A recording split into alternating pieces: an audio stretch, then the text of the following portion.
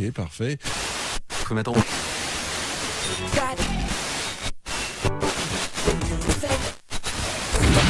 You're now listening to the legendary Vinyl Esquire. Vinyl Esquire.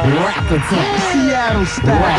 Vinyl Esquire. What's up, man? You nasty, nice one, gentlemen. Yeah, that's help you. Check this out. My name is Sir Mix-a-Lot. I'm Jam Posse on Broadway. Yeah, Peace Watch, man. Sir Mix-a-Lot, huh? I'm sorry, gentlemen. We don't play rap music here. We play real music. Vinyl Esquire. Hey, what's up? This is Nasty Ness calling from Seattle. Hey, what's happening, homeboy? I'm calling to be on Eazy's new record, Radio. Hello world, I want to welcome you to Vinyl Esquire, the podcast that delivers culture, truth, music. Would you join me, please, in welcoming DJ Rip? Hello world, I want to welcome you to Vinyl Esquire. And Vinyl Esquire is the DJ podcast that uplifts the DJ culture and honors our legends. And without further ado, I would like to introduce to Vinyl Esquire, the legendary DJ, the legendary radio host, co-founder of Nasty Mix Records. This is Vinyl Esquire, and my name is DJ Rip, and I have the honor to welcome the legendary DJ Nasty Ness. Hey, you know, Rip, you sound really good. You ever thought about being like a DJ on the air or something? You sound pretty good, man. Well, I've done this a couple times, you know what I mean? Oh, I need to learn from you, man. Hey, this is Nasty Ness. That's from the West with DJ Rip. Yes, sir. That's what it is. So, hey, so Nasty Ness, man, it's a pleasure. I want to thank you for allowing me to interview you on Vinyl Esquire. How are you doing? Oh, man, I'm blessed, man. You know, I was just thinking about it before you called. Like, I started this like over 40 years ago, and it just feels good to still be acknowledged over 40 years later that people still want to interview me and recognize me. So, you know, it's to me, it's a blessing. And I just want to say thank you, yes, sir, DJ Rip, for you know, doing this interview, man.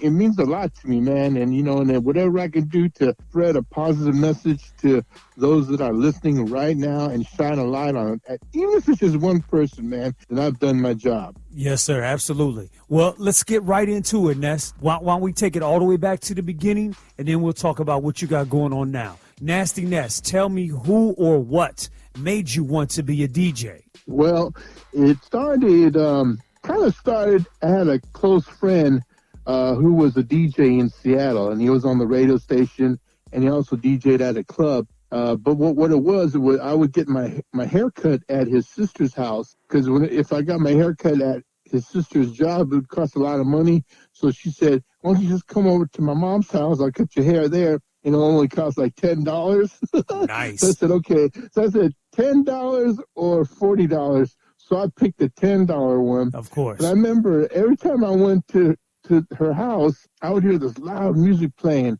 upstairs. And it was like all the cuts, man. Like at that time, it was like Lakeside, Fantastic Voyage, Confunction, Fun.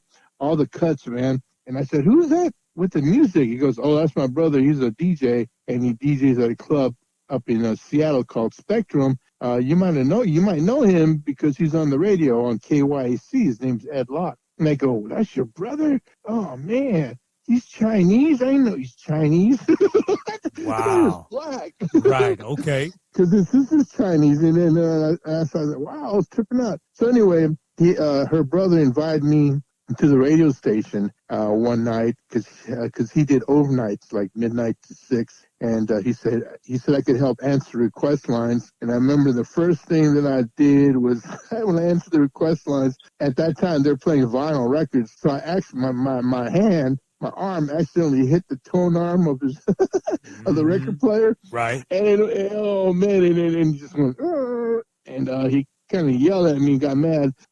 But that was my first experience at the radio station. But the plus side to that experience was he was playing all the music I love. He got paid for playing it. And on the request lines, mind you, I was only like 16 or 17 years old. All these girls kept calling up on the request lines. And I said, wow, this is so dope, man. I can pick up women off the request lines. And I actually did that. Now they got this girl's number, and I went and saw her after I got off, after I left the station. Wow. And so that was the first one. But the second one is really important. This is where it really convinced me to to get into the business is in my sister lived and still lives in New York. And at that time, maybe it was 1978, 79, her best friend, Ann Tripp, was working on a radio station called 92 WKTU. And my sister had to drop something off for her at the radio station. And then I go, wow, this is cool because I like listening to KTU. That's where the Latin Rascals got their start, Jelly Bean Bonitas. Yes, and yes. When I went up to the radio station, I go, wow. And I saw like legendary DJs like Carlos De Jesus, Paco, Al Bandero. And I go, golly, these guys are like, to me, like movie stars, you know? And I said, man, I want to be like them one day. So that's how it all started, man. Yeah, New York had a big influence on me really wanting to be on the radio.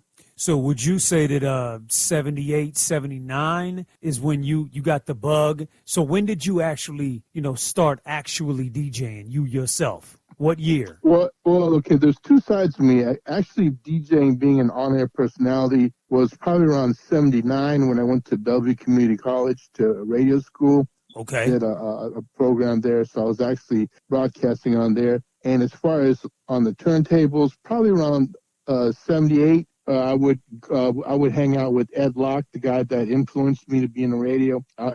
He would not only did he spin at the club, but he would DJ like high school reunions, weddings, and I would go with him and watch him. And then I just kind of learned, by just doing that. And so probably around 78 on the turntables and 79 on the radio. So give me your first DJ name. Oh, man. Okay, my first DJ name was my real name. I used the name Nestor Rodriguez. And when I would say that, people would refer to me as Mr. They thought I was saying Mr. Rodriguez.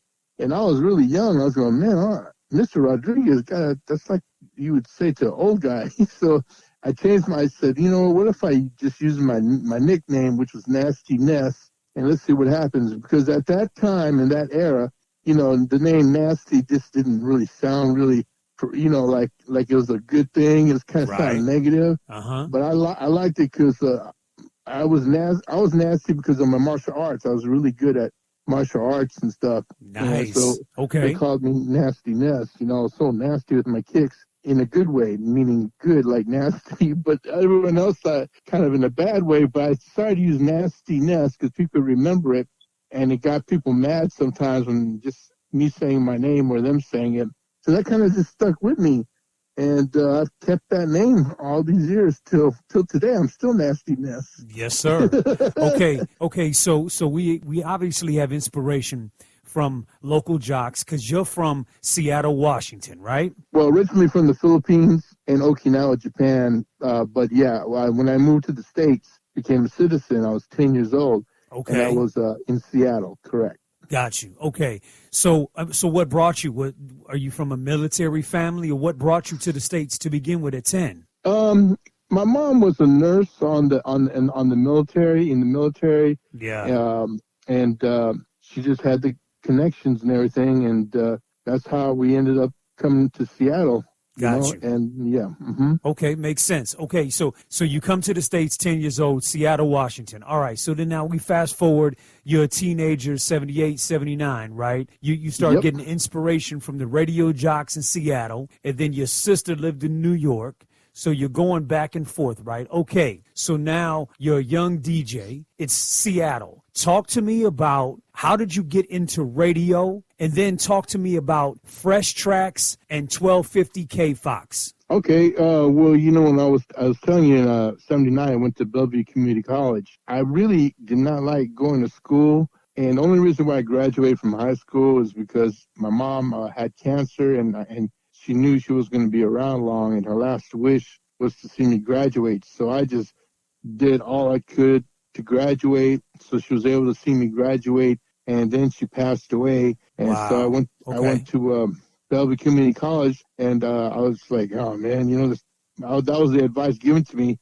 to go to radio school there, because they actually have a radio station there. Even though it was maybe only 10 watts or something, you're still on the air, and there's people listening, and you can make mistakes and learn from your mistakes. And so I did that, and that was the only class I ever took where I got like straight A's, and that I really loved going to. you know, as far as going to school for, you know, I hate going to history class and everything else, but I loved going to that class, communications, and I just did really, really good. So they told me, they said, man, you sound just like this guy on the radio called Ed Locke. And Ed Locke was the guy when I got my haircut. He was upstairs spinning. They said I sounded like him. And I go, well, you know, I know that guy. Right. You go, you sound just like him.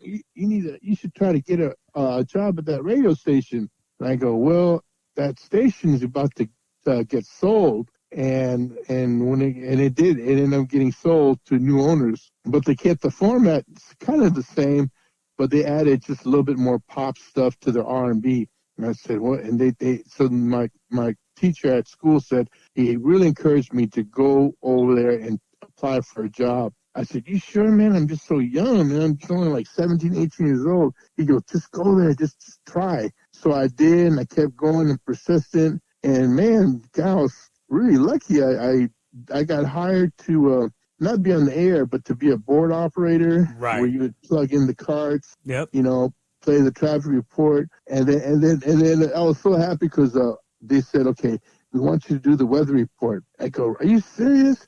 Oh man! So I called all my friends and go, hey, I'm about to be on the radio. Really? What are you going to be doing? I got the traffic report. No, it was the weather report. So I remember I was my first time on the air on a commercial radio station. I went on there and I go, K-Fox forecast, high today 52, low tonight 49. Right now it's 33 degrees on 1250 K-Fox. And I was like, oh, I'm on the radio. Right. Mm-hmm. That was your debut. Okay. That was my debut. Mm-hmm. Got you. So talk to me about Fresh Tracks. Okay, how that happened, when I finally got hired in 1980, my boss, I was working on Sunday nights, and we at that time there was a countdown show called the Wall Love Countdown, and he wanted to add another show on there to make it more like a local show. And he said, hey, how'd you like to do a show just playing just new music, all the new stuff that comes in, you play for an hour or 2 hours. It started out as an hour, then it ended up being 2 hour show, and we'll call it Fresh Tracks. So you play all the new stuff. I go, okay, I'll give it a shot. And then that's when I started playing all the new, whether it was a Gap Band or whoever. And then I just remember whenever I went to New York, I would always come home carrying vinyl records. I would bring records back that I heard on New York radio and play it on K-Fox in Seattle. And that's how that kind of started, you know, was playing. God, back then, if I remember correctly, it wasn't a lot of rap, but the ones that I remember playing early on was, I guess you can consider it rap, King Tim, of course, Curtis Blow, Spoonie G, Funky 4+1, you know, groups like that, Disco 4, then the Fat Boys came around, you know, so I started playing that, and I noticed the request lines would blow up every time I would play rap. And because it was so new and everyone liked it, and then I started playing more hip hop. But then people were saying, you know what, that stuff is a fad. It's just going to be big. It's going to be big now, and then it's going to be a fad, and it's going to be gone tomorrow. I said, you're wrong. I really like this new stuff. It's going to be really big now, and I'm going to make you a bet that 20 years from 1980, people are going to be making a living out of this music. It's going to be that big. I really, really felt that in my heart. Right. And then I was correct, you know. So what happened was that my boss goes, wow, man, we're getting all these requests for rap music. What do you think? I go, well, why don't I just play all rap? And, you know, not knowing that I'll be like the first guy on the West Coast to do that on a commercial station. Wow. And that's what I did. And, and then that led to, Mix-a-Lot and everybody else, man. So, okay. All right. So let's not jump too forward too fast. So, so you would say that you were the one who broke hip hop, you know, rap records at that time in Seattle, right? You were the first one to debut this, would you say? Oh, yeah. I wasn't the first one to play Sugar Hill Gang, but I was the first one to play everything else pretty much. Mm-hmm. Got you. Okay. So talk to me about the beginnings of the Seattle hip hop scene. Clearly you were the one on the radio playing the records from New York because that's where it was coming from at the time. But talk to me about the beginnings of the Seattle hip hop scene, Emerald City, the Emerald Street Boys, and, talk to me about the beginnings of Seattle's hip hop scene with Nasty Ness. Yeah, the first hip hop group out of Seattle were the Emerald Street Boys, three cats, Sugar Bear, Captain Crunch, and Sweet J. And they came up to the station. We met, and they wanted me to hear their stuff. And I was like, wow, because I never really met a rap group before, and in front of me rapping, especially from Seattle, because everything came from like New York. Right. And these guys are really good. And I still have some of their music. They used to do the intros to my show, and I still have them. And I still play the intros. They're like 3-minute, 2-minute intros. And so that's how that happened. And we became really good friends. And then they asked if I would be their DJ. We would do a few shows here and there, and I would be their DJ. And that developed into a long time friendship. So they were really the first rap group in Seattle, the Emerald Street Boys, and I was their DJ for maybe a year or two, or maybe a year. Wow. So talk to me just a little bit about what was Seattle like when hip hop hit the city? What I know you remembered. I'm sure the first rap record you heard was Sugar Hill Gang. Is that right? Mm-hmm. Rapper's Delight. Yeah, Sugar Hill Gang, and then Curtis Blow the Brakes probably was the second, as far as a big rap record, but there was also like the really underground stuff like King Tim, like that, not many people probably know who he is, but the true hip hop heads will know that really like one of the first hip hop records out, Yeah, Personality Jock by the Fatback Mm-hmm. Band. Yes, sir. Yeah, that's the one. Yeah. So talk to me about that early hip hop scene in Seattle. It was, like I said, people were saying, man, it's a fad. It's not going to be around long. But I think what really helped keep it strong was, aside from me playing Sir Mix-a-Lot and a couple other local groups, was when breakdancing started becoming really, really popular and the movies Breaking came out, because in that way I was doing a lot of appearances at car stereo stores, at DJing gigs, and I would have guest appearances by so-and-so Breaking Crew, and then they would advertise it on the radio. So I think that's what really helped build the hip-hop scene was when Breaking started. Got you. Okay, so you brought his name up, Sir Mix-a-Lot. So let's talk about it. Okay, so Nasty Ness. By the way, when did you become Nasty Ness from your government name? When did you just decide to say I'm Nasty Ness full time? Oh, okay. Well, before I was Nasty Ness, I was called the Crazy Pinoy, and in Filipino, Tagalog, Pinoy means Filipino, so I was known as the Crazy Filipino because, believe it or not, even though I sound like really nice and friendly now, I was kind of crazy back then. Yeah, I'm not surprised. Yeah, but go ahead. But the Nasty Ness part, I used to work at a health club, and I used to train people. It was called Pacific Nautilus, and it was a health club full of Nautilus machines. And I would train all the members, even some of the Seahawks used to come in there, and I would work them out. And they said, man, that's how the name Nasty, aside from the martial arts, was they said I would give the nastiest workouts, and everyone just started calling me Nasty Ness at the health club. Got you. So I would say that I officially became Nasty Ness as far back as maybe 77, 78. Yeah. Okay, got you. Okay. So all right. So you're on the radio. You have your own radio show, Fresh Tracks. Hip hop has hit Seattle. You're a foundation of this movement. It's on the West Coast. It's hit everywhere, right? Okay. Mm-hmm. So talk to me about how you met Sir Mix-a-Lot. Well, you know what? I knew Mix-a-Lot even before I was on the radio, but I didn't know that. We went to the same high school, Roosevelt High School. Okay. I was 2 years older than him, and he remembers me, but I don't remember him because he said, man, I used to remember seeing you in the hallways, and he said, I remember one day I saw you pissed off and you're carrying a switchblade. I said, yeah, that was me. Wow, okay. Yeah, so, but how we officially met was, I think it was in '83. He called me up on the request lines. He introduced himself to me and said his name and that he was known as the computerized DJ, and I didn't know what that meant. And but basically, he just knew how to work a drum machine. He was like, he loved computers and stuff. And I said, okay, I was like, I was cool, but it was like, there's really no rap groups out of Seattle except the Emerald Street Boys. And then here comes a guy named Sir Mix-a-Lot. And I was like, yeah, right, Sir Lancelot, Sir Mix-a-Lot. Wow, that's a cool name. Right.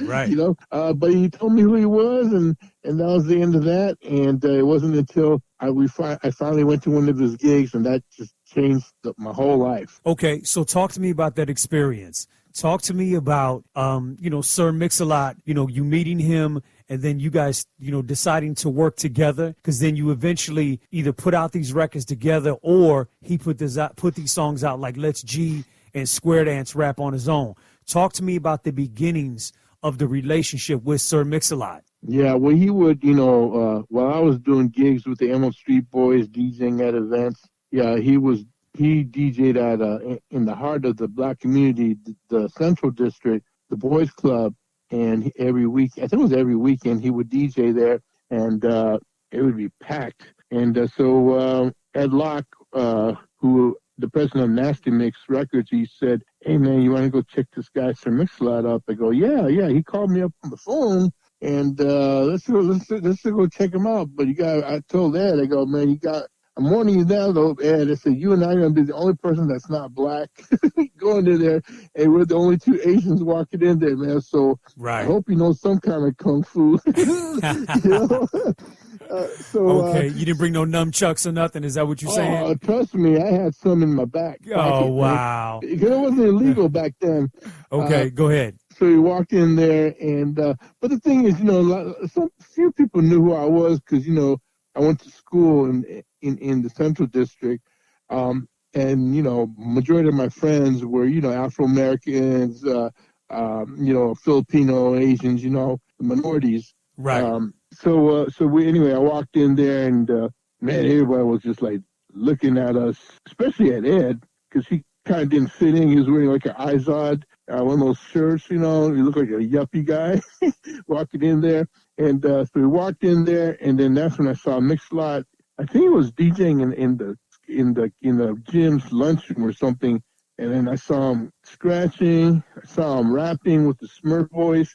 And then I saw him, yelling at the crowd if they're not dancing. He had that crowd under control. And I go, God, this guy is really good. It's like I've never seen anything like that, And I pulled him aside and said, we need to talk, let's hook up.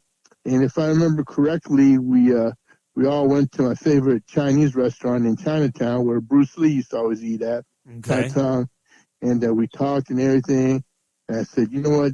Why don't you let me play one of your that song you were doing in there with the Smurf voice, and it was Square Dance Rap. And I said, why don't you let me play that on my radio show, and let's see what people think, So I did that, and man, the request lines just rang off the hook for that song. And my show was only on once a week, the Fresh Track show. Right. And so then my boss was asking me who this artist is that they're getting calls for, named Sir Mix-a-Lot.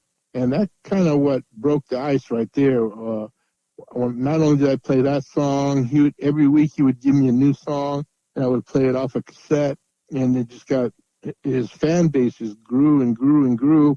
And then we started doing appearances at events. Ed Locke would book gigs for us, and we would DJ at events. And that's when I left the Emerald Street Boys, and him and I started doing stuff in Seattle. And then we would pack the house. We decided, man, why don't we just? I don't know, for some reason we talked about starting a record label. He only wanted to be on the record because he wanted to scratch his name. That was his dream, is to put his name on, talk on a vinyl and scratch his name. That was it. Okay. So yeah. So what year would you say that this is? This is clearly the early 80s, right? Yeah, like around 84ish. Okay. Close to 85. Mm-hmm. Okay. Then we try to figure out what we're going to call the label. And I said, well, why don't we just call it my name and your name? We'll call it Nasty Mix. And so that's how that came about. And so it was just a learning thing from there on. I just started calling radio station. We found a list of radio stations to call and to send record vinyl to, and So it was a learning experience. I learned from scratch, man, and Wow. and I think what helped me become a good radio promoter was because I was on the radio. I had a lot of radio promo people calling me up to play their records. Right.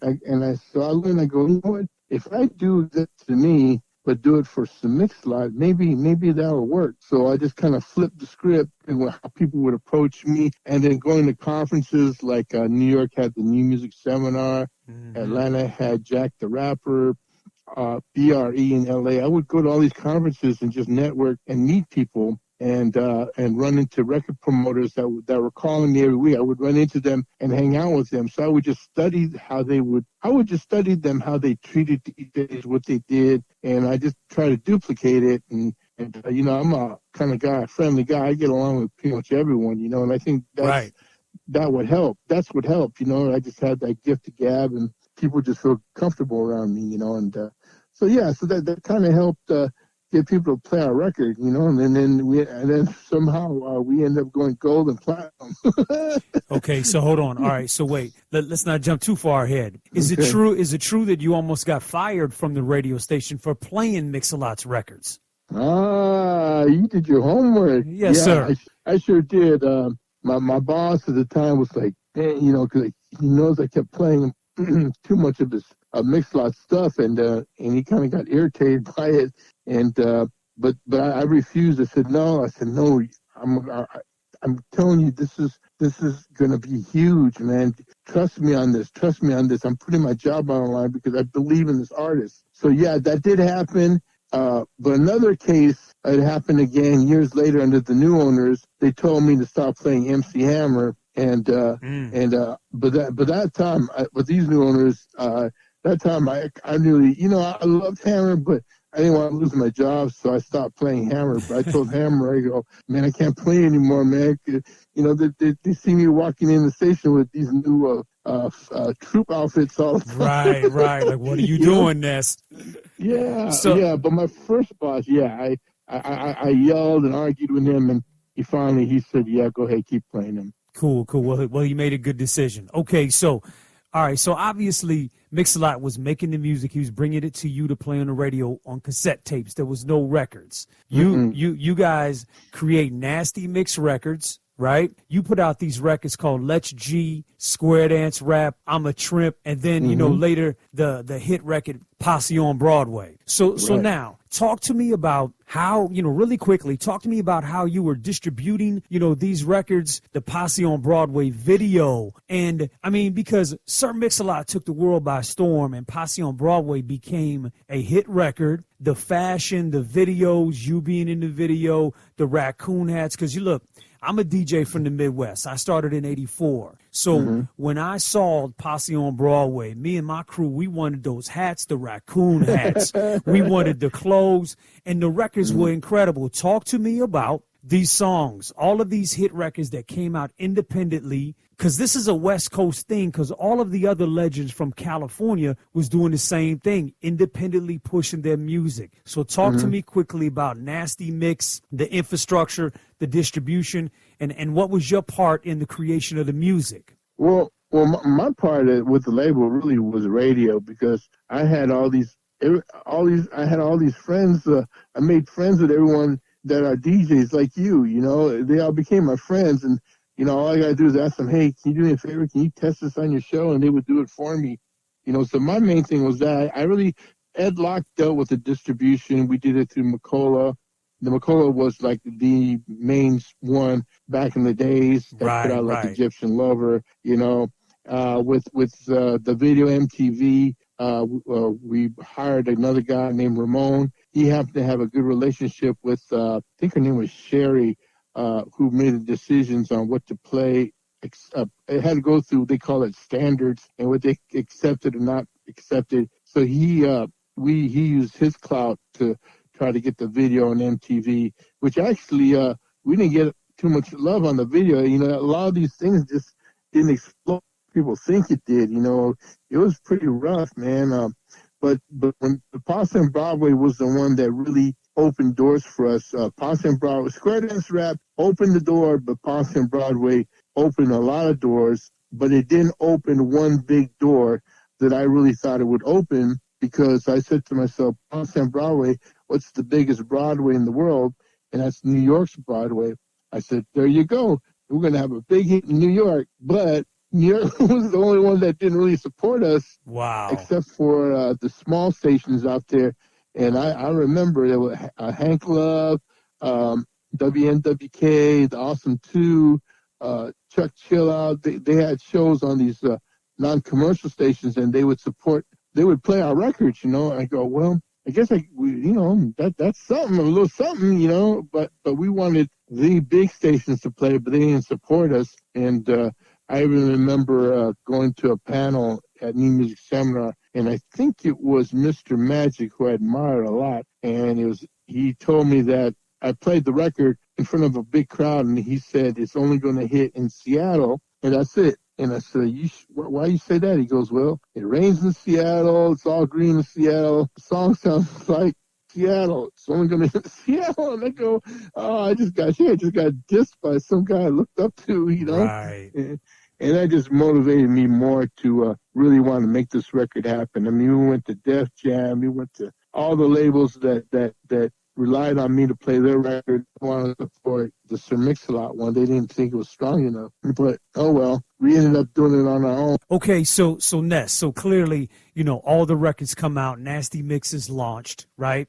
The independent label, you got videos, you're trying to get support from all the stations across the country. So just talk to me about how this thing started changing your life, because, it's not like it was only a one album thing. You guys put out multiple records. So, what about the process? How did this keep going? Well, thanks to Posse on Broadway, that really helped give us record sales. But when we started putting out other singles like My Hoopty, I don't know if you remember that song, My Hoopty. Absolutely. We did a promotion with K-Day in L.A. where we actually gave away a hoopty and money. And BET announced the winner on their show on Rap City, and that really gave us big exposure. And then when we released Beepers about Sky Pager, that really took us to another level too. So each single took us to the next level, to the next level, to the next level. And then when Fab Five Freddy, we flew him to Seattle to film us to be on MTV Raps. That's when, that's when everything changed, man. My whole life changed, because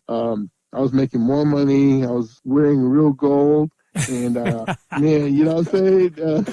So that's when I started. MTV Raps really helped. So what did you do? Did you go on the road with Mix-a-Lot, or what? How did you? Okay, so talk to me about, what exactly did you do around this process? I know you were co-owner of the label and you did radio promo. So what did you do? When you were on the road, what was your role? Well, I was originally his DJ, his DJ when we went on the road. Okay. And then when we went on the road, I said, okay, when we got gigs, let's say we got a gig in Atlanta or Philly or whatever, I said, not only are we going to do the gig, but we have to visit the radio station. We're going to go there, do an interview. I need you to do a drop for the DJs and to meet the pro. He hated doing that. He hated meeting the program director, music director, but we had to do it. Absolutely. You got to politic. Yeah, and then that's what really helped. And people liked him, and so that was my role, was when we went on the road, I would be his DJ, I would MC the show, but then we'd have to go to the radio station, and he'd have to meet the PD and MD and then shake their hand and all that. Mm-hmm. Right. But that helped. It helped a big time. So what else happened with Nasty Mix Records? Because I know eventually, Mix-a-Lot went on, to sign with Def America after a few albums, independently with you and him, your label Nasty Mix. So what happened with Nasty Mix Records? Did it die? Did you guys just stop pushing? Did you put any other artists out? What happened with the label? Well, Ed Locke was able to get a deal with remember Ichiban Records? Absolutely. Yeah, they had everybody on there, blues, whatever. Yeah. But the only record that was really hitting on the rap tip was probably MC Breed. Yeah, Ain't No Future in Your Front. Correct. Yes. Yeah, but it was Ichiban. So we went to them, and we were pushing Kid Sensation and I think Criminal Nation at the time. but it wasn't enough to keep us floating. So like around 1992 is Ed made a decision that we're going to shut down. And when that happened, I was like, man, it's the end of my life, man. What am I going to do now? But then that's a new story we can talk about because it ended up getting better. But yeah, I was really, really sad. Mix and I, we still ended up kind of being friends. I think deep in my heart, I think, I don't know, I might be wrong, but I think because I didn't roll with him, maybe that's what kind of put a strain on the relationship. And I just stuck with Ed because, he's the one that got me into radio, DJing. He, got me my first paycheck. And, Right. I felt loyal to him. And then, and so, that's the decision I made. And, I don't regret it, but I think it put a strain on my relationship with Mix-a-Lot. And that part kind of hurt the most because we were like really, really tight, Well, you guys put out a lot of classic records, all of those records from those early 80s, from, It's a G, Square Dance Rap, all the way up to Posse on Broadway, and all those records.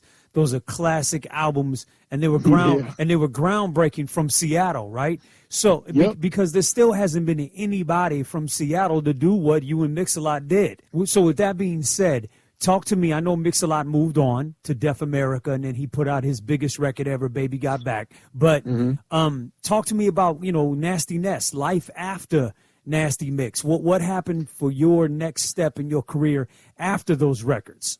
Oh, by the way, with Baby Got Back, when Mix-a-Lot gave it to me on cassette to play it on my radio show, he asked me what I thought about it, and I told him, I said, Mix, get ready. This is going to be your biggest record in your entire life. Right. I guarantee you, man. Because, when we every time we went on the road, him and I are opposite. Him and Kiss Sensation, the Maharajas, they all like girls with big butts, and they called them backpacks at the time. Okay. And then I always like the girls with like thin butts, like Barbie dolls. Oh wow! Okay. Girl, So, but I said, man, when he did the song about that, that's all they liked was girls with big butts, I couldn't find anything attractive about a big butt girl, but they did. And then you know what? Well, Ness, I'm gonna have to disagree with you at this. I'm gonna have to ride with Mix-a-Lot on this one. Yeah, so did millions of other people. So, but I told him, I go, this is gonna be your biggest record. But life after Nasty Mix, when people found out that I no longer worked there, I started getting calls from other labels asking me if I would promote their records, and I was like, wow, this is kind of cool. Okay. And my first three projects were big records. I promoted Rakim was one of my first accounts. Wow. Okay. Conscious Daughters is another one, and Paris. Remember Paris on Tommy Boy? Absolutely, yes. Conscious Daughters was his artist. Yes. Yeah. Those three, and it grew from there. And I just noticed from there, I ended up promoting Rex and Effect. I started promoting everybody else, man, and I was like, God, this is kind of cool. I'm actually still making a living doing this, and I loved it. I loved it so much, and then I realized, you know what, it's all going to work out. And plus, I started my radio show, which was like one of my first love, was doing the radio thing. Right. And so it all ended up working out. Mm-hmm. Nice. So you just went back to radio, which was a comfort zone for you, and that's what got you started, right? And then and you became a record promoter. So that's absolutely amazing. Do you think that the world ever really truly accepted the Seattle sound and what Nasty Mix was bringing? Do you ever really feel like hip hop appreciated it? I think it took like 30 years for them to appreciate it, you know, and because now they really do, you know, I think, you know, and then, you know, since then, I think the only one to really blow up big on the hip hop tip, it was Macklemore, you know, but we definitely were the first ones. And like you said, the records we put out were classic records. Right. A lot of people think Baby Got Back was his only big hit, like he's a one-hit wonder, but he wasn't, man. He wasn't, right. Several hits, you know. That was just the biggest commercial hit. But, you know, again, Square Dance Rap was a big one, but My Posse on Broadway was the one for hip-hop. You know what I mean? Because even when you listen to Rock the Bells and you listen to all throwback shows and throwback hip-hop, you hear Posse on Broadway. You don't hear Baby Got Back on the hip-hop side. You hear Baby Got Back on the rhythmic side. right? And I was going to tell you a story about the video. Was I wrote the intro to the video. The video is really a true story because when the new owners at K-Fox Radio, when we changed owners, the new owners that told me I couldn't play hammer anymore, they also told me I couldn't play rap anymore. And I was like, wow. are you serious? Oh, man. And I wrote them a letter, and I said, now I'm going to keep playing the rap. And then they called me in one day, and it was like 2 days before my birthday. And I just got back from Atlantic City from a conference there, and I was so energetic, hyped up, like, yeah. And then I found I got fired. And that was the first time in my whole life I ever got fired. And so I remember that. And so in the beginning of the Posse on Broadway video, they come in the studio talking to me like if I would play the record. And then I told them, no, we don't play rap music here. We play real music.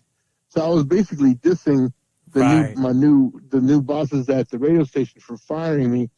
But then, as you can see at the very ending, I came out victorious because I started playing the record Posse on Broadway. So I ended up still playing rap music. But in real life, I went to another radio station who took me on board. And, I'm still on the radio now and doing my stuff, man. So, Wow, that's amazing. So what was your relationship like with like Greg Mack, Eazy-E, Ruthless Records, and and all of these other, legends that came up, either simultaneously or after, your reign? What was your relationships, like with them? Well, it started out, I think in 84, 85. We were asked to be on the Fresh Fest, one Fresh Fest show, and the show concert would be in London, England. And I go, wow, I've never been there, man. Because Square Dance Rock was a huge hit out there. And so we went there and did a show there, but we were the only West Coast group except for another group that came with us, and that was the World Class Wrecking Crew. Yes. Everyone else was all East Coast. And that's how I got to know Dr. Dre, Jerry Heller, Yella, Shakespeare, and I think it was her name was Mona Lisa. It wasn't Miss Chalet. It was, and then that's how I got to know them really well. And Lonzo, right? Lonzo, yeah. And from there, I met Arabian Prince, and Arabian Prince and I became really close friends because his dad, who passed away, worked at I think it was the BRE magazine, and we were really good friends. Yes, and, yes. So Arabian Prince said, hey, Ness, man, I got this record by NWA we're doing, and it's going to blow everyone away. It's something that no one's ever heard before. Would you be willing to be one of the first to play it for me up in Seattle? And I go, okay. So I listened to it. I said, man, there's a lot of cussing in this record, man. Right, right. So I at that time, we had reel-to-reels. So I just did an edit on my own and edited the record and played it on my show. I think it was F the Police, Straight Outta Compton, and Dope Man. No, they had Dope Man. They gave me Dope Man on vinyl. They did the clean version of that one. So I started playing it, and man, the phone just lit off the hook. I mean, it was huge, man. And so they knew that when I played it, retail was begging for it. And once they stocked up the retail stores with their records, it would sell out in quickness. And they were so thankful that I helped break the records up in Seattle that they said, we're going to do this a solo album with Eazy-E. And I didn't really know who Eazy-E was. Right. And he goes, would you like to be on the record? It's called Radio. I go, yeah, but I'm on the road mix a lot, so there's no way I can fly up there and record it. So I was kind of disappointed that I wouldn't be on the record. He goes, I know what. Arabian Prince said, when you get to Atlanta or wherever we were performing at, call this number and just say these lines, and we're going to record you, and we're going to add it on the record. And so I said, okay. So it was only like maybe 3 lines. Right. I go, you sure, man? He says, and I go, where's it going to be? He goes, it's going to be at the very ending. I go, the ending? Oh, man, no one's going to remember me. So I called in, and I remember the lines by heart, because everybody else always teases me about the lines, because they know the lines too. It goes, hey, what's up? This is Nasty Ness calling from Seattle. And then pause. I'm calling to be on Eazy-E's new record, Radio. Pause. That was it.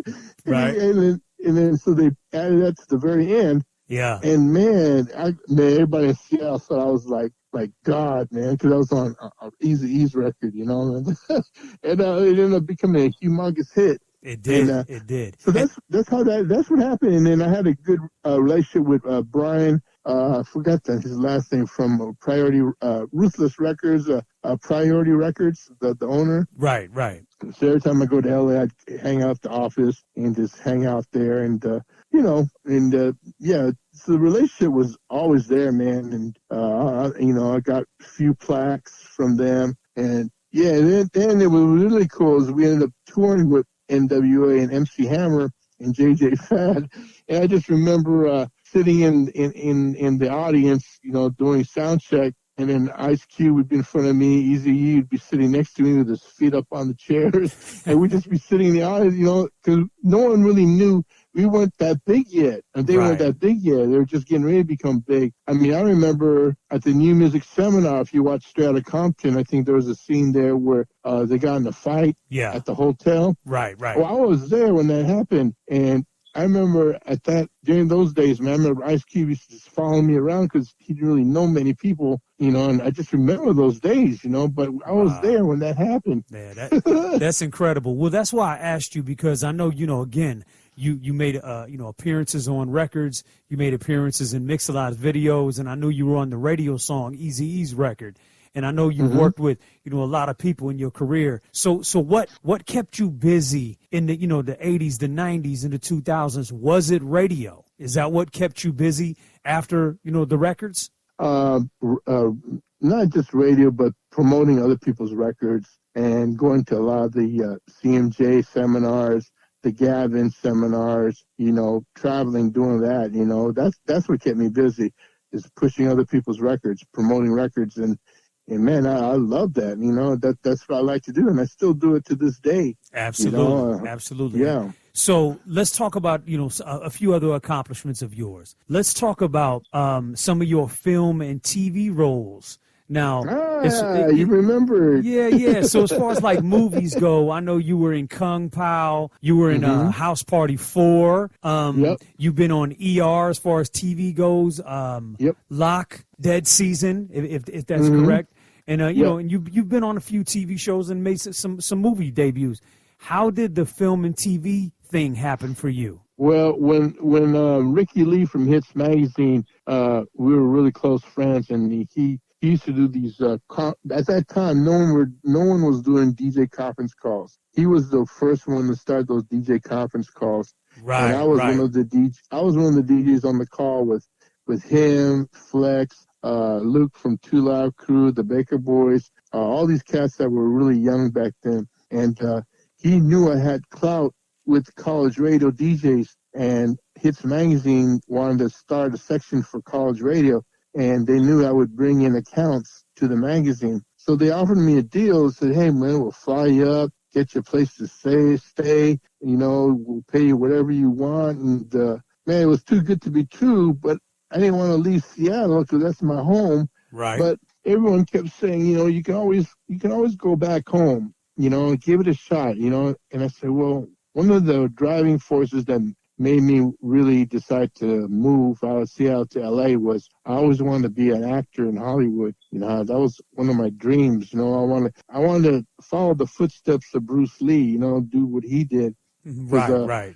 Yeah, in Seattle, I did a few small independent film things, but I wanted to go to LA and Hollywood and do it there. And so that's what happened. One of the guys from that was working at the time with Arista, his name is Ken Wilson, big time promoter. He's still, man, he was responsible for Alicia Keys, a lot of artists, and he's still in the business. Right. Well, he introduced me to his sister who dealt with Hollywood. She was a manager, and she would get people acting gigs and everything. So she just asked me if I would show up to a video shoot. And in the video it wasn't a big time video, but it had Hercules and Big Time. Remember in Nutty Professor, the two big fat guys? Yeah. You know? Yeah. They put a record out in the video, and Yo-Yo was in the video too. And you go, yeah, man, can you be in the video? And we just need you to throw your hands in the air and say ho or something like that. I go, okay, I'll get on there. And then when she saw me on there, she goes, wow, you got a really unique look.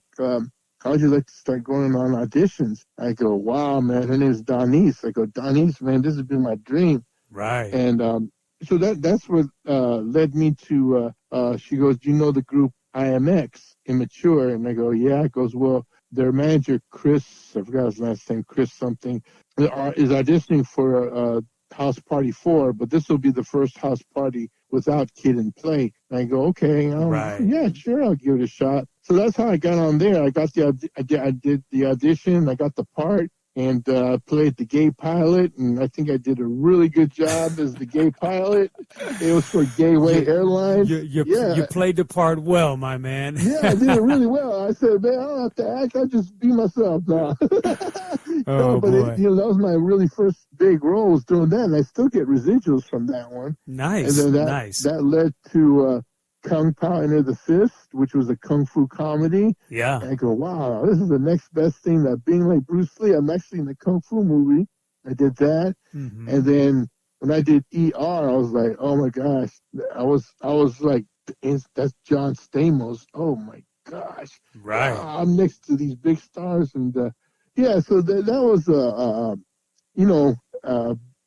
very big, memorable part of my life and a dream come true, because I remember years ago in Seattle, I said, one day I want to be sitting in a theater, and then I want to hear the music going, dun dun dun dun dun dun dun dun dun dun dun dun dun. And then it happened, I saw me on the big screen, and that music came on.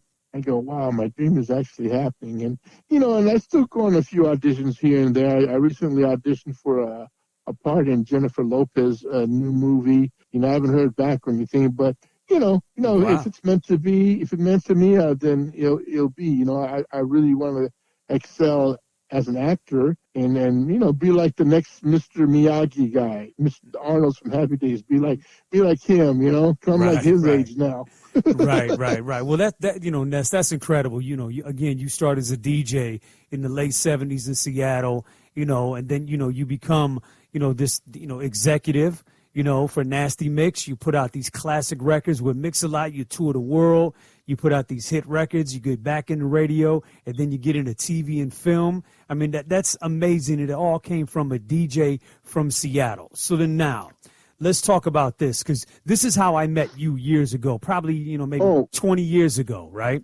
I need to stop you real quick. Go ahead. I need to add one more thing. Go ahead. That's really important. When Nasty Mix closed and I started a new company, the name of it, I named it after my nickname, Crazy Pinoy Promotions. And no one at that time knew what the word Pinoy was. Right. So I just want to tell everybody listening, if you're Filipino, I put the word Pinoy on the hip-hop map in 1992. Okay, go ahead. That's it. And I cannot dispute that. So, the Crazy Pinoy, because it's always in your email signature at the bottom of your blasts. So, This is when I met you about 20 years ago. You, I don't know, and I want you to talk to me about this. So, you were always, to me, the go-to guy for college radio stations, and to break records at college radio. So, I know, talk to me about Rap Attack Lives, the record pool, the record promo, and this whole concept of Rap Attack Lives. Well, when Hits Magazine, the job I had in L.A., when they shut down the rap department, because at that time, Napster and all that started becoming big, so all these independent labels stuff were suffering, and they had budget cuts. Labels started closing down. So my assistant at the time said, "Why don't you just start your own thing online and call it rapattacklives.com, because you're still alive, and take it online, because online on computer tip is going to be the next big wave." And so I took his advice. So I did that, and I'm sorry, Ray, what was the question again? Well, I was just asking you about, the whole concept of Rap Attack Lives. Oh, yeah. So I noticed, I go, man, this Rap Attack Lives, I kept it going, and I noticed, because in my days, I was able to break music on commercial radio, and I could play whatever I want to. The whole idea behind a mixed DJ was to play records that you think will break, and it'll break big on your show, and then retail will react, and then it'll become a hit. But then now I noticed a trend where, you had to play what they tell you to play. They'll give you a list of records of yes and no records, but college radio, they could play whatever they want to play. They didn't have to answer to anyone, Right. They could even play uncensored stuff after 10. So I remember, when you came on board, I was like, oh, cool, Nebraska. Man, I have nobody in Nebraska. And I was, at that time, maybe I was promoting, Wu-Tang or whoever, Right. And so you were my connection out there because honestly, I don't know one person in Nebraska except you. Well, what it is that when I first got into radio in 99, 2000, I was actually in the sales department, and I was guest appearing on the mix show. You know what I mean? And then I would battle, the mix show jock, and then I would sit in when he wasn't there, but he wasn't reporting. So I said, you know what, I'm going to reach out. And, I ran into Rap Attack Lives. I Googled it, and I figured it all out. And I figured it was you. I reached out to you, and you allowed me to be a reporting DJ, for Rap Attack. And that's where it all started for me on the commercial side. Because once I started reporting with you, I started getting record labels sending me music, right? Isn't that cool? Yeah. That was a great feeling, huh? Yeah, absolutely. So, I salute to you and thank you for starting that for college, even though I was not on a college station. That was a commercial, the only hip-hop radio station in Omaha, Nebraska at that time, and it was 100,000 watts. But because I wasn't the main DJ on the station, I was a guest DJ, I couldn't go to the labels directly, so I went to you. So, long story short, thank you. And I think that, the RapAttackLives.com, Rap Attack Lives, the whole record pool, the college promotion, it's a must, and it's incredible. And thank you for continuing to do it, because it's really that grassroots starting point to break all this music. And I know you're responsible for breaking so many records. So, you know what? Yeah, I never forget DJs like you, because, I always think, hey, man, 5-10 years from now, they're going to be in a bigger position. And I know a lot of cats that when they started out, no one knew who they were. Right. And now they're big and large, and they remember me, because I never forgot about them. I always try to remember to put them down to get a plaque, a jacket, a T-shirt, vinyl records, whatever it was, or whatever I could do to help them out. That was my thing, and I never asked for anything in return, man. Right, right. That was my job, and I loved my job because it didn't even feel like work, it was just something I just loved doing.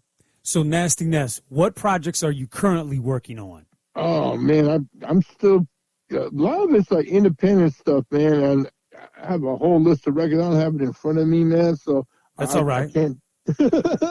but trust me, man, they're all independent, unsigned. Artists that you probably never heard of before, but you will know who they are. I mean, like a few of them are starting to blow up, like artist Jen, she's a female artist. Okay. And she's starting to make noise. Well, actually, I should open up my chart here, and then I can just give you a rundown of you absolutely can. Yeah. Let me do that here. There's an artist on the Bay Area by the name of The Anthem. There's a group called Dysfunctional Family out of the East Coast. Run the Jewels, cats like that.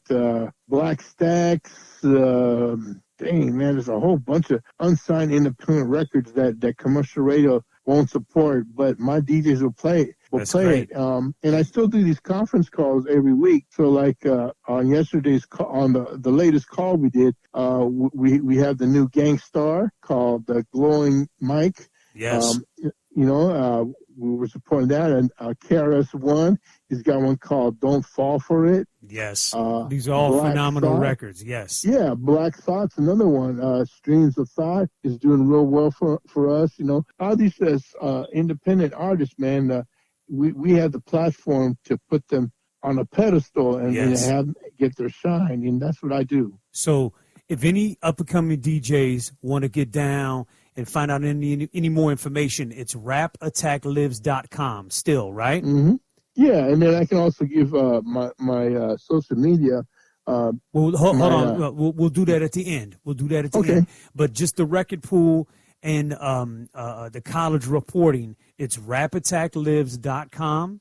And and obviously, you're still pushing that. That's your main focus right now, right? Is the rap attacks? Is that correct? Mm-hmm. Yep, rap attacks is my main focus, man. That one, and in my show I do every Sunday night. Mm-hmm. And so talk to me about. Okay, so wait. So Rap Attack Lives. That's rapattacklives.com. That is the record pool, and that's the college DJs. How many DJs do you currently have? Well, it started out back in the days with vinyl and everything. I used to have like 200 something, but when vinyl started getting extinct and the MP3 era started happening, right. I noticed a lot of cats they got lazy and didn't turn in their playlists. Yeah. And to me, I'd rather have 100 DJs that always send a playlist opposed to 200-300 reporters where it looks like, man, he's large, he got 300 DJs, because those other 200 DJs don't really follow through with the feedback or anything, so I don't even know what they're doing. Right. So I'd rather have 100 people telling me the new Gangstar is dope, Yes, the new sir. KRS One is whack, So I would say, honestly, about 100 true DJs that will play your record on college radio. Wow, amazing. Again, rapattacklives.com. Great. Mm-hmm. Okay.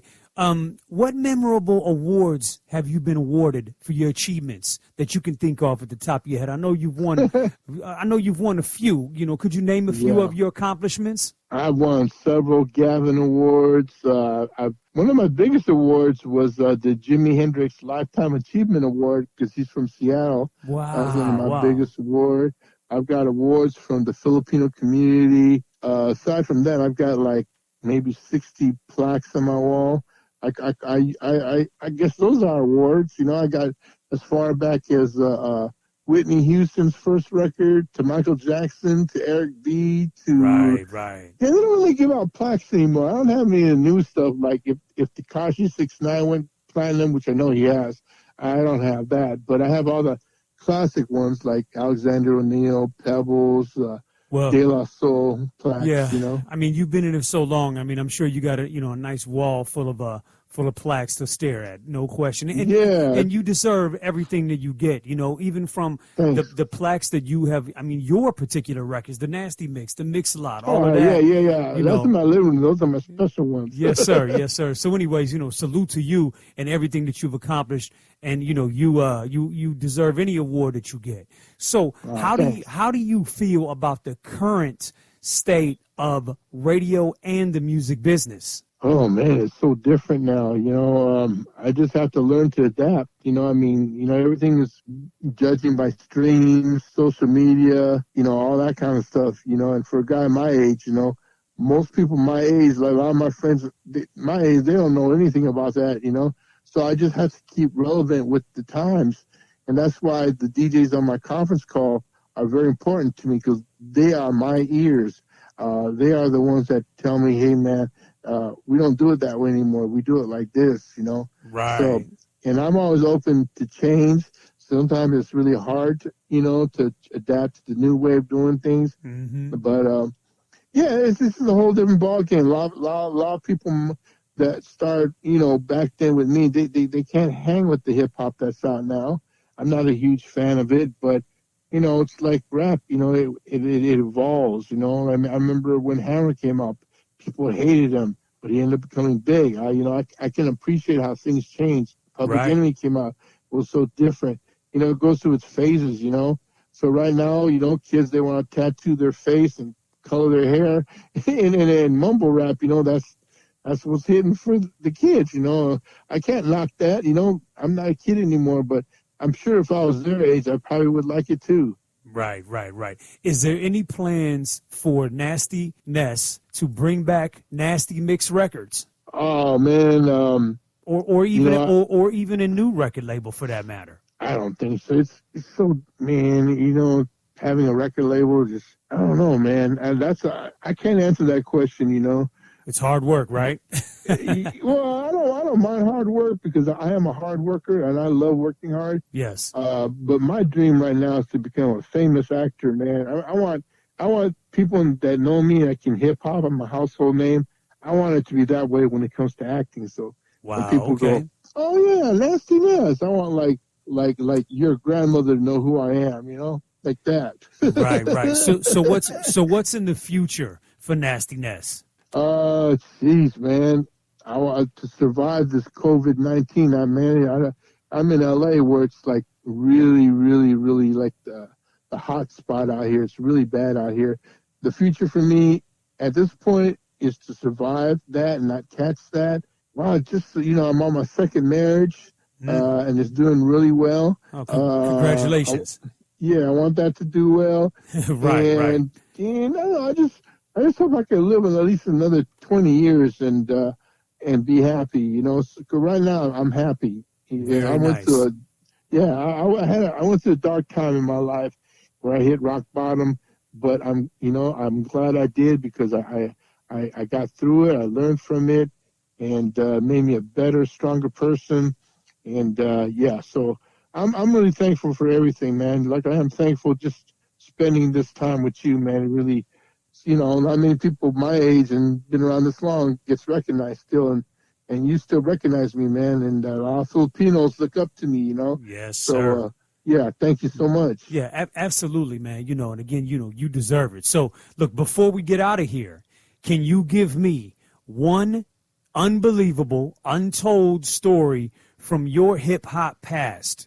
You are, you're Nasty Ness, the legendary DJ, the legendary radio host, icon. You launched Nasty Mix Records. You launched Sir Mix-a-Lot's career.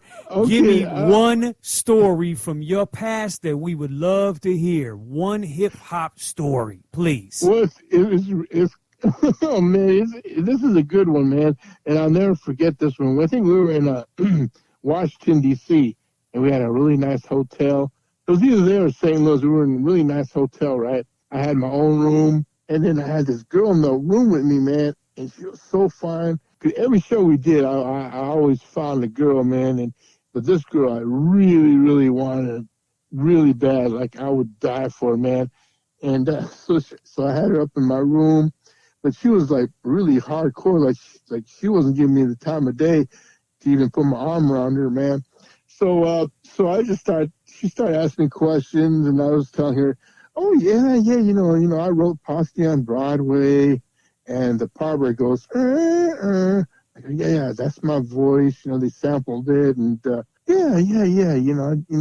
was just lying so hard just to get her to impress her, right? Okay. And then the next thing I know, I heard lots of laughter in the hallway.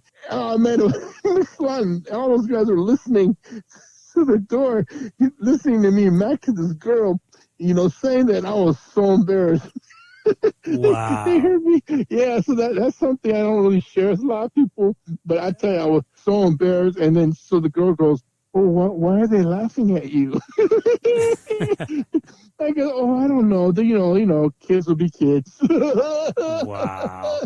You were trying to get a girl and were lying about what you did with the music. Yeah, it didn't work because I didn't get. Because they were out in the door laughing and everything, and I went out there and I started cussing them out, and she goes, I think it's time for me to leave. Wow. So yeah, that's funny. Well, hey, you win some, you lose some. I guess Mix-a-Lot got all the girls. Is that what you're saying? I don't know if you got all the girls, but I know this one. I didn't get that one. Oh, that's funny. Interesting. So hey, so listen, Nasty Ness, man. Yes, it has been an honor and a pleasure to interview you again. Aww. As I said before, you're a legendary DJ from Seattle. You've broke, thousands and thousands of records, and I'm sure you've helped thousands of artists' career. How long have you been in radio to date? It started officially in 1979. So how many years is that now? 41? So that's 41 years. Yeah, 41 years, man. Wow. Oh, are you even in your 40s? Are you 40 in your 40s yet? Yeah, I'm 48. Okay, so you were only like 7 years old when I started. That's right. I was born in 72. That's good math. Yes. Mm-hmm. So, and you still have a radio show on the radio now, right? Yeah, on Sunday nights. It's called K-Fox Night Beat. It's on RainierAvenueRadio.world. It's between 9 and 11 Pacific Standard Time, and it's basically playing songs that I played when it was brand new, when I was on K-Fox originally, And like I said, I still have the original Emerald Street Boys intro. I play that, and I play like some of the stuff that I played on Mixlot on cassette. I transferred those on to MP3. Wow. So you'll hear that. So yeah, it's me and my partner Grand Mixer GMS, who I've mentored for over 25 years. And yeah, Sunday nights, RainierAvenueRadio.world. Tune in 9 p.m. Pacific Standard Time. Wow. So you got the weekly radio show. You still have your bi-weekly conference calls, right? Yep. Still got that. Yeah, and the RapidTagLives.com is the college reporting platform. And, you know, that's incredible. And you're still breaking records 42 years later, right? 42 years later. That's amazing. And so how can our listeners continue to follow Nasty Ness? Well, it's really easy. I'll give you my Facebook and Instagram. So at Facebook, and it's at Nasty Ness, and it's one S. So at NASTYNES, and Instagram at NastyNess818, at NastyNess818. So I'm trying to get 1 million followers. So I'm not even halfway there. But if your listeners can help follow me, man, and get me to that 1 million. I'm trying to beat Kim Kardashian on the Instagram followers, man. Wow. Okay. All right. Nice. And so, and if artists want to send you the music, how can they send you new music to break on your platforms? Sure. You know, they can inbox me either on my Facebook or Instagram. You know, and then we can roll from there. And I'll give them my info, where to send it to, and so forth. I would give my email on this thing, but man, my Gmail's so full I had to pay for extra storage. Yeah. I don't want to pay anymore, man. I did too. So, hey, listen, Nasty Ness, I want to thank you for coming on Vinyl Esquire. You know, it has been an honor, and a pleasure to interview you, to talk with you. I look at you as a friend and an ally, you know what I mean? And you're a legend, man. So again, everything that you've done for the hip hop community, the hip hop culture, the DJ culture, salute to you. Nasty Ness, you are a legendary DJ. You know, again, Nasty Mix, Sir Mix-a-Lot, and everything you've done for Seattle hip hop. Thank you. Oh, man, you're very welcome, man. Now my ego's gonna be really big now, but thank you very much. Well, hopefully I made your day. You did, man. So you're now listening to Vinyl Esquire. Vinyl Esquire is the DJ podcast that uplifts the DJ culture and honors our legends. And my name is DJ Rip, and you have been listening to the legendary DJ Nasty Ness. Hello world, I want to welcome you to Vinyl Esquire, the podcast that delivers culture, truth, music. Fresh tracks. Fresh tracks. Fresh tracks. Fresh tracks. Fresh tracks. Fresh tracks. Lil Rock. Chris Foss. Fresh tracks.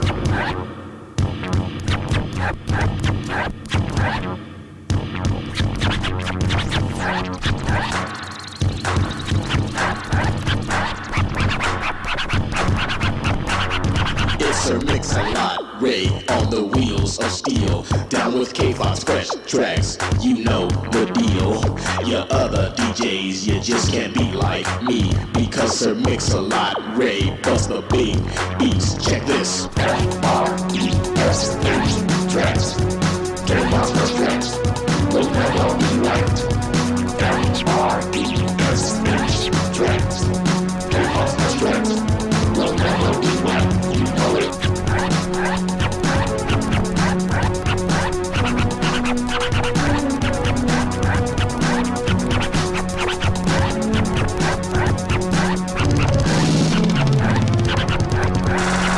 12:50 a.m. on your radio dial. Kick back and hear Mix-a-Lot for a while. 2 hours of hip-hop, it can't be stopped. And to you suckers that can't hang, then down you drop. Bust this.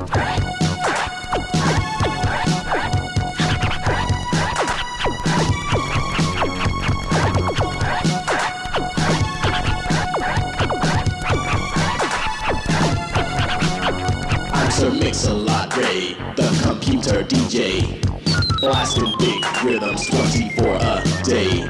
I I called Ness Rodriguez on the telephone. He said, bust this beat for me, mix, and remain on the throne. Check this.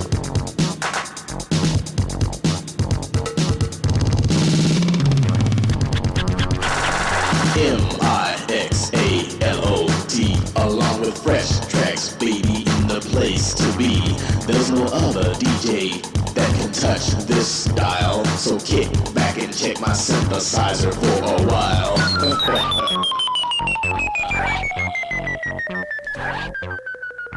Fresh tracks.